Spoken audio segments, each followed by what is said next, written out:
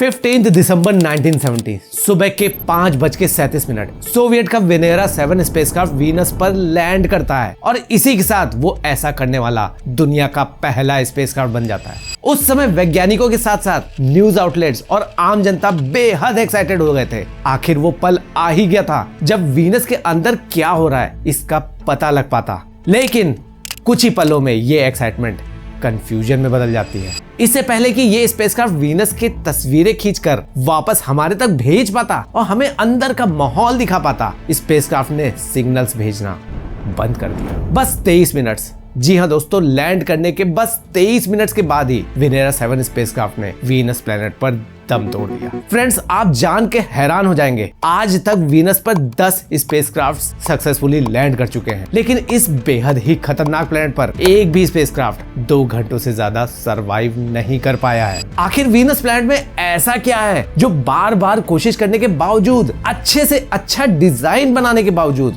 कोई भी स्पेसक्राफ्ट ज्यादा देर तक टिक नहीं पाता है। हो ना हो, इस प्लेनेट के अंदर कुछ तो चल रहा है जिसे हम इमेजिन भी नहीं कर पा रहे थे। तो आइए इस प्लेनेट को बारीकी से देखते हैं और इसके अंदर एग्जैक्टली क्या लोचा चल रहा है उसे समझते हैं। आपको शायद पता होगा दोस्तों, हम वीनस प्लेनेट को अपनी छत पर खड़े होकर भी देख सकते हैं।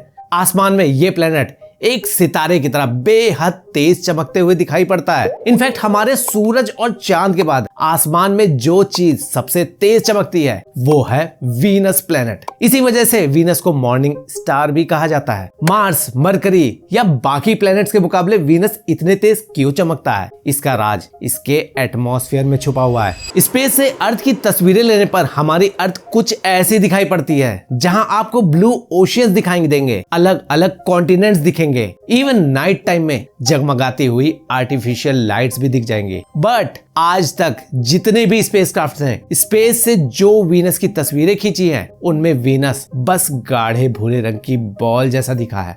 वीनस का एटमॉस्फेयर इतना घना है कि उसके अंदर क्या क्या है ये ऊपर से देख पाना पॉसिबल भी नहीं है। लेकिन फिर भी ऊपर से खींची गई वीनस की ये तस्वीरें यूजलेस नहीं है। इन तस्वीरों से वीनस का ओवरऑल आइडिया तो लगता है, साथ में इनको ध्यान से देखने पर वीनस के बादलों के ऊपर कुछ डार्क स्ट्रीक्स यानी काले रंग की धारियां भी दिखाई पड़ती हैं, जो प्लेनेट के चारों ओर हरिकेन से भी ज्यादा तेज रफ्तार से घूम रही हैं। और जो बात सबसे इंटरेस्टिंग है वो ये है कि ये धारियां वीनस की हर एक समय में खींची हर एक इमेज में ज्यों का त्यों दिखाई पड़ी है। ना ही कोई धारी टूटी मिली और ना ही वो बिखरी हुई मिली। ये काफी अनयूजुअल है। क्या आप गैस कर सकते हैं ये काली धारियां एक्चुअली है क्या? वेल, दिमाग पर ज्यादा जोर मत डालिएगा दोस्तों, क्योंकि ये डार्क स्ट्रीक्स वैज्ञानिकों के लिए आज भी एक मिस्ट्री है। लेकिन वीनस इतने तेज क्यों चमकता है, इसका जवाब वीनस के इन घने बादलों और उन पर पड़ रही सनलाइट को देखकर मिल जाता है। जरा इसे ध्यान से सुनिएगा।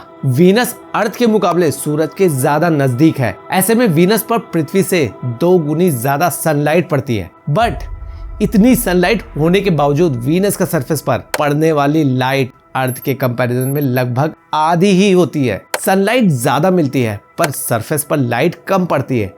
आखिर ऐसा क्यों? आपको लग रहा होगा कि ऐसा वीनस के घने बादलों की वजह से हो रहा है। फ्रेंड्स, आप यहाँ 50% करेक्ट हैं। वीनस प्लैनेट पर बादलों की परत घनी और मोटी तो है, लेकिन इसके साथ ही वो हाईली रिफ्लेक्टिव होती है, जिसके चलते वो उस पर पड़ रही 75% सनलाइट को वापस रिफ्लेक्ट कर देती है। और फ्रेंड्स, इसी रिफ्लेक्शन की वजह से वीनस प्लैनेट इतने तेज चमकते हुए दिखाई पड़ता है। वीनस क्लाउड्स घने और हाईली रिफ्लेक्टिव होने के साथ साथ 2 और काम भी करते हैं। पहला, इनमें अर्थ की तरह तेज बिजली चमकती है, और दूसरा, आप गैस कर सकते हैं, रेनफॉल। बट वीनस की बारिश कहीं से भी अर्थ की तरह नहीं होती है। वो एकदम यूनिक स्टाइल की होती है, जिसे देख आपको समझ में भी नहीं आएगा कि बारिश हो भी रही है कि नहीं। फ्रेंड्स, अर्थ और वीनस के क्लाउड्स में बस कलर और डेंसिटी का फर्क नहीं है, बल्कि इनका कंपोजिशन भी एकदम अलग है। वीनस के क्लाउड्स वाटर वेपर से ना बनकर सल्फ्यूरिक एसिड से बने होते हैं, यानी ये क्लाउड्स हाईली करोसिव है। I mean, इनको पार करना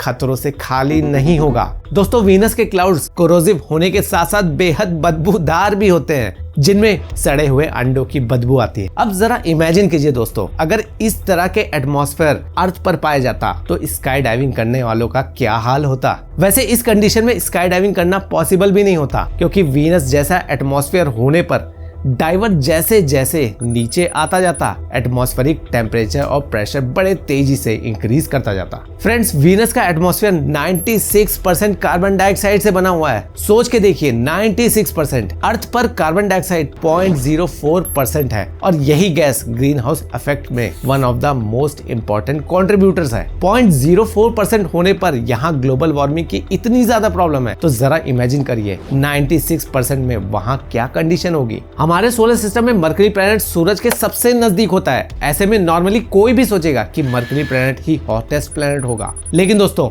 मरकरी नहीं, वीनस इस पूरे सोलर सिस्टम का हॉटेस्ट प्लैनेट है। यहाँ टेम्परेचर इतना ज्यादा होता है कि यहाँ लेड तक पिघल जाए। अच्छा फ्रेंड्स, आपने नोटिस करा होगा गर्मियों के मौसम में शाम तक टेम्परेचर्स बहुत ज्यादा होते हैं, लेकिन दिन ढलने के बाद धीरे धीरे हवा ठंडी होने लगती है। ऐसा इसलिए होता है क्योंकि दिन भर सोलर रेडिएशन से तपने के बाद जब पृथ्वी को मौका मिलता है, वो मेजॉरिटी हीट वापस स्पेस में फ्लश कर देती है, जिससे देर रात हवा ठंडी हो जाती है। ऐसा करके हमारी पृथ्वी हीट के बैलेंस को बनाए रखती है। लेकिन वीनस पर एक्सट्रीमली हाई कार्बन डाइऑक्साइड होने की वजह से हीट वापस स्पेस में नहीं जा पाती है। बेसिकली प्लेनेट पर जो भी हीट पड़ती है वो वहां हमेशा के लिए ट्रैप हो जाती है। इसे run away green house effect कहते हैं। और तो और, अगर इतना टॉर्चर काफी नहीं था तो वीनस को एक और टॉर्चर दे दिया गया। यहाँ पर करोड़ों साल से इंटेंस वोल्केनिक इरप्शंस होते आ रहे हैं, जिससे निकल रही हीट प्लेनेट को और भी हेलिश बना देती है। हमने अभी थोड़ी देर पहले जाना था कि वीनस पर बारिश भी होती है, लेकिन वो बारिश अर्थ से काफी अलग होती है। हमें पता है कि वीनस क्लाउड सल्फ्यूरिक एसिड से बने हुए हैं। अब आप गेस कर सकते होंगे कि यहाँ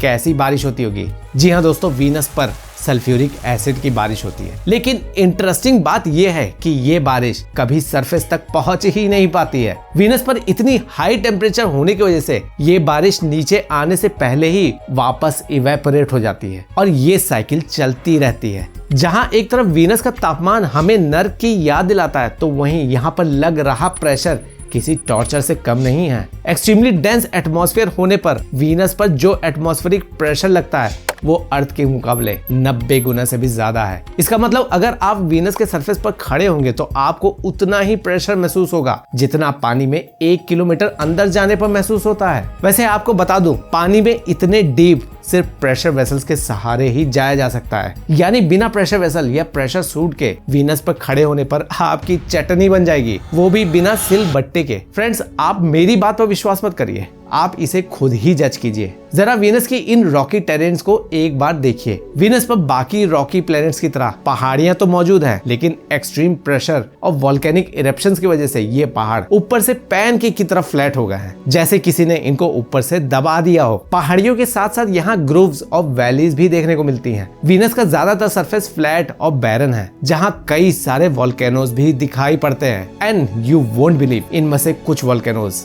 आज भी एक्टिव है। बाय द वे, अभी तक वीनस प्लैनेट को हम अच्छे से नहीं समझ पाए हैं। इसके अंदर की जो भी तस्वीरें आपको इंटरनेट पर दिखेंगी वो कुछ घंटों में खींची गई वेनेरा की तस्वीरें हैं। वीनस के इस हॉस्टाइल कंडीशन के चलते वेनेरा और बाकी सभी स्पेसक्राफ्ट लैंड करने के 2 घंटे के अंदर ही साइलेंट हो गए। लेकिन फिर भी वेनेरा प्रोग्राम ने हमें वीनस के बारे में बहुत कुछ बताया है, जो शायद हमें वीनस को ऊपर से देखने पर कभी मालूम नहीं पड़ता। एक बात तो तय है दोस्तों, वीनस को हम अभी पूरी तरह से नहीं समझ पाए हैं, क्योंकि हाल ही में साइंटिस्ट को वीनस के अंदर कुछ ऐसा मिला जो वीनस पर आज भी लाइफ होने के संकेत दे रहा है। वीनस पे ऐसा क्या मिला है जिसे लेकर वैज्ञानिक काफी एक्साइटेड है। जानने के लिए आप इस वीडियो को चेकआउट कर सकते हैं। बाकी अगर वीडियो अच्छा लगा हो तो चैनल को सब्सक्राइब जरूर कर लीजिएगा।